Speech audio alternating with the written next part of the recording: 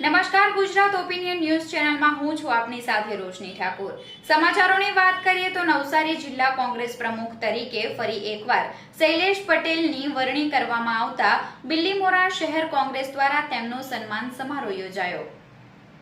ગુજરાતમાં કોંગ્રેસને મજબૂત કરવા માટે રાહુલ ગાંધી દ્વારા સંગઠન સૂજન અભિયાન હાથ ધરી જિલ્લા અને શહેરમાં નવા પ્રમુખોની નિમણૂક કરવામાં આવી હતી, જેમાં નવસારી જિલ્લા કોંગ્રેસ પ્રમુખ તરીકે ફરી એકવાર ચીખલી તાલુકાના સાદકપોર ગામના શૈલેષ પટેલની નિમણૂક કરવામાં આવી છે। ત્યારે બિલ્લીમોરા શહેર કોંગ્રેસ સમિતિ દ્વારા નવસારી જિલ્લા કોંગ્રેસ પ્રમુખ શૈલેષ પટેલનો સન્માન સમારંભ યોજાયો હતો, જેમાં બિલ્લીમોરા શહેરના કોંગ્રેસી કાર્યકરો અને આગેવાનો મોટી સંખ્યામાં ઉપસ્થિત રહ્યા હતા। આ પ્રસંગે જિલ્લા કોંગ્રેસ પ્રમુખ શૈલેષ પટેલે સંગઠન મજબૂત કરવા પર ભાર મૂકી આવનાર જિલ્લા અને તાલુકા પંચાયતની ચૂંટણીની તૈયારીઓ શરૂ કરવાની હાકલ કરી હતી।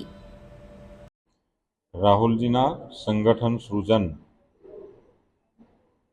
કાર્યક્રમ હેઠળ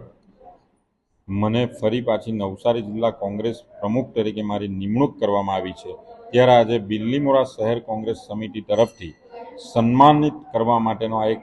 આયોજન કરાયું હતું, પરંતુ એની સાથે સાથે બિલ્લીમોરાના સંગઠનને કેવી રીતે મજબૂત બનાવવું, બિલ્લીમોરા શહેરમાં જે રીતે ભ્રષ્ટાચાર વ્યાપી રહ્યો છે, જે રીતે લોકો શોષાઈ રહ્યા છે, તો લોકોને કેવી રીતે ન્યાય અપાવવો એનો એક રોડમેપ તૈયાર કરવાની